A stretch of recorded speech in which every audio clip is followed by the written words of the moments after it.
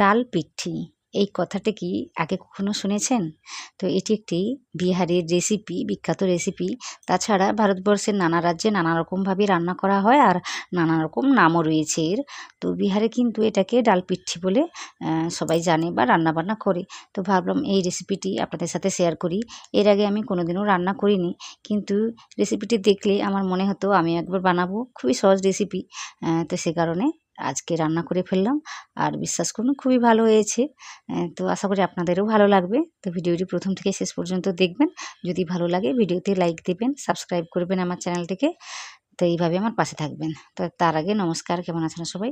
আশা করি ভালো আছেন। শুভ্র শান্তি ব্লগে আপনাদের সবাইকে স্বাগত জানাই। আমি শান্তি। তো কি করেছি, প্রথমে নিয়েছি আমি ডাল। তো মুগ ডাল নিয়েছি আমি। ধুয়ে পরিষ্কার করে একটু জল দিয়েছি, লবণ দিয়েছি আর ১ চামচের মতো তেল দিয়েছি, একটু হলুদ দিয়েছি। দিয়ে এটাকে সেদ্ধ করে নিয়েছি। তো যেভাবে আমরা ডালটাকে সেদ্ধ করি ঠিক সেভাবে। তো কি করেছি, তো এই সেদ্ধ করে নেওয়ার পর আমি ৩-৪টা মতো সিটি দিয়েছি। তারপরেও কিন্তু একটা ডাল কাঁটা দিয়ে এভাবে কাজটা করে নিচ্ছি। তো ডালটাকে একদমই কিন্তু মসৃণ হতে হবে। সেইজন্য আমি এরকম একটা ডাল কাঁটা দিয়ে কাজটাকে করে নিয়েছি। তো এইভাবে ঘন থাকলে চলবে না, এটাকে একটু পাতলা করে নিতে হবে।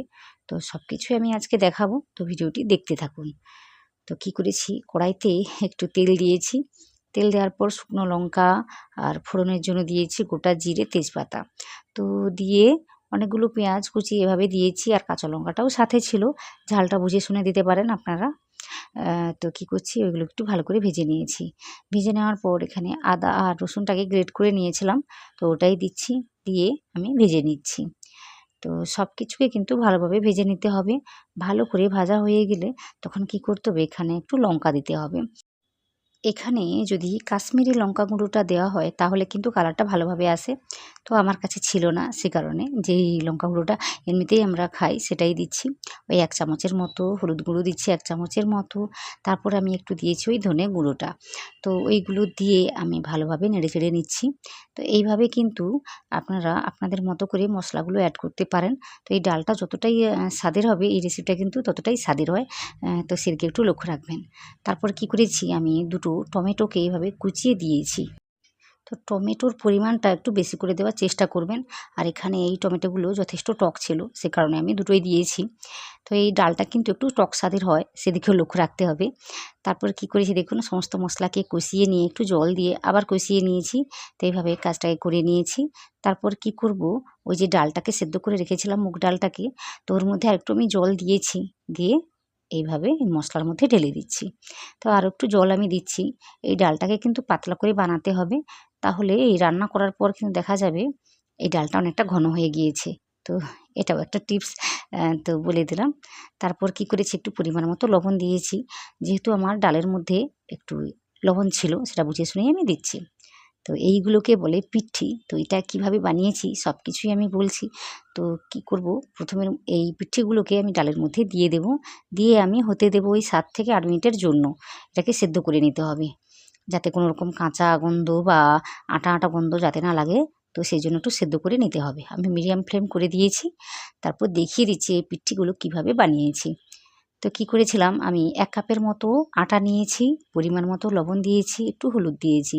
তো এই হলুদটাকে দিতে হবে, না হলে আটা, আটা দেখতে লাগলে ভালো লাগবে না, সে কারণে। তো এখানে একটু লঙ্কা গুঁড়ো আমি দিচ্ছি আর দিচ্ছি আমচুর পাউডার। তো এটা থাকলে অবশ্যই দেবেন। তারপর দিচ্ছি আমি একটু লেবুর রস। তো এই আটার স্বাদটাকে বাড়ানোর জন্য আমি এভাবে কাজটাকে করে নিচ্ছি। তো একটু লেবুর রস দিলে খুব ভালো লাগে। তাছাড়া আটার গন্ধটা একদমই থাকে না, তো সে কারণে। তো এই সমস্ত কিছু না থাকলে যদি আম তেল বাড়িতে থাকে তো ওই তেল কিন্তু দিতে পারেন। যেহেতু মশলা মেশানো থাকে, তাছাড়া একটা টক ব্যাপারও থাকে, তো আর কিছুই কিন্তু লাগবে না।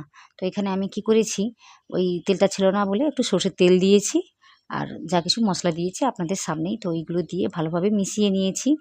তো এইভাবেই বানালে দেখবেন আটাটা আর আটার মতো লাগবে না, একটু অন্যরকম লাগবে, খেতে বেশ ভালোই লাগবে। তো কি করেছি, একটু পরিমাণ মতো জল দিয়ে কাজটাকে করে নিয়েছি। তো প্রথমেই মশলাগুলোকে হাতে মিশিয়ে নিয়েছিলাম, তারপর কিন্তু জলটাকে দিয়ে মিশিয়ে নিচ্ছি। তো এইভাবে আমি এক হাতে ক্যামেরা ধরে আছি আর এক হাতে এভাবে কাজটা করছি, তো একটু অসুবিধা হচ্ছেই। তো একটু পাতলা হয়ে গিয়েছে, আপনাদের ওটাই দেখাচ্ছি।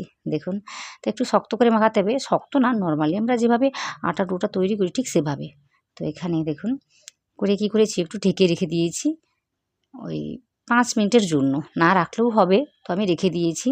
তো কি করেছিলাম, আমি এটা এইভাবে মেখে আমি রেখে দিয়েছিলাম, তারপর ডালটাকে আমি রান্না করতে বসিয়ে দিয়েছিলাম। কিন্তু কি হয়েছে, আপনারা পুরো ভিডিওটা প্রথম থেকে শেষ পর্যন্ত দেখেন না, সে কারণে ভাবলাম এইভাবে একটা ভিডিও বানিয়ে দেখি কেমন হয়।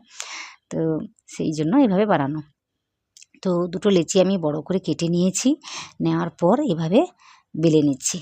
তো যেভাবে আমরা রুটিটাকে বেলে নিই ঠিক সেভাবে বেলে নিতে হবে, একটু পাতলা করে বেলে নেওয়ার পর তারপর এইভাবে একটা জিনিস দিয়ে আমি ছোট করে বৃত্ত আকারে বা গোল করে কেটে নিচ্ছি। তো আপনারা দেখতে পাচ্ছেন, তো আপনাদের হাতের কাছে যেটাই পাবেন সেটা দিয়ে কাজটা করে নিতে পারবেন। তো এইভাবে গোল করে আমি কাজটা করে নিয়েছি।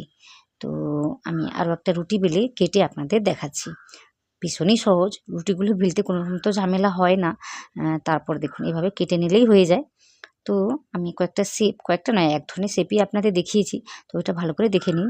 আর এইগুলো বানানোর সময় একটা জিনিস মাথায় রাখতে হবে যে ভিতরে যেন ফাঁকা থাকে, তাহলে এটা ডালের মধ্যে গিয়ে ভালোভাবে সেদ্ধ হয়ে যাবে। তো দেখুন কেমন করে শেপটাকে দিচ্ছি। তো একটু প্র্যাকটিস করলেই কিন্তু খুব সহজে এটা হয়ে যায়। তো আমি আরও একটা দুটো দেখিয়ে দিচ্ছি আপনাদের, দেখুন কতটা সুন্দরভাবে। আর ডিজাইনটা দেখুন, একদমই কি বলবো, ফুলের মতোই লাগছে। তো এইভাবে কিন্তু কাজটা করে নেওয়া যায়। না হলে আপনারা যদি আপনাদের মতো করে করতে পারেন তো করে নেবেন। শুধু একটা জিনিস মাথায় রাখবেন, ভেতরে যেন একটুই ফাঁকা থাকে, তাহলে ডালটা ভেতরে গিয়ে ভালোভাবে সেদ্ধ করে দিতে পারবে জিনিসটাকে। তো দেখুন, তো করে নিয়েছি। দেখতে দেখুন কতটা সুন্দর হয়েছে। তো এইগুলোই আমি দিয়েছিলাম ডালের মধ্যে। এইগুলোকে বলে পিঠি। তো ডাল আর পিঠি, সেই জন্য ডাল পিঠি রেসিপি।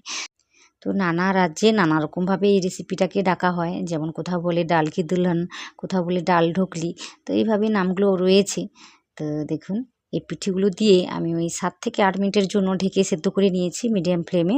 তারপর কিন্তু খুলে আপনাদের দেখাচ্ছি। আর এই সময় কিন্তু শক্ত, শক্ত হয়ে গিয়েছে। তারপর আমি কি করেছি, একটু ধনেপাতা কুচি দিয়েছি। দেওয়ার পর এগুলো একটু নেড়েচেড়ে নিচ্ছি। আর কিছুই দিতে হবে না। সবশেষে যদি মনে হয় তাহলে কি করবেন, একটু ওই আম তেল যদি থাকে ওটা দিতে পারেন, তাহলে আলাদা একটা স্বাদের তৈরি হয়ে যাবে। তো এইভাবে কিন্তু তৈরি করে নেওয়া যায়। তো দেখুন এখানে তৈরি হয়ে গেল আমার ডাল পিঠি রেসিপি। আশা করি আপনাদের ভালো লাগছে। রেসিপিটা ঠিকঠাকভাবে বানাতে পারলাম কি না আমি জানি না, কিন্তু এইভাবে বানিয়েও আমি খুব কি বলবো, স্বাদের একটি রেসিপি তৈরি করে ফেলেছি। তো এইভাবে হলেও আপনারা একবার বানাবেন, তারপর না হয় আমাকে জানাবেন। আর যদি ভালো লাগে আমার ভিডিওতে লাইক দেবেন। আর নতুন কেউ হয়ে থাকলে অবশ্যই আমার চ্যানেলটিকে সাবস্ক্রাইব করবেন। আর নিচে কমেন্ট করে অবশ্যই জানাবেন আপনারা যদি এর আগে খেয়ে থাকেন বা জেনে থাকেন, সেটাও কিন্তু কমেন্টে জানাবেন। আর আমি কি রকম বানিয়েছি সেটাও কিন্তু কমেন্টে জানাবেন।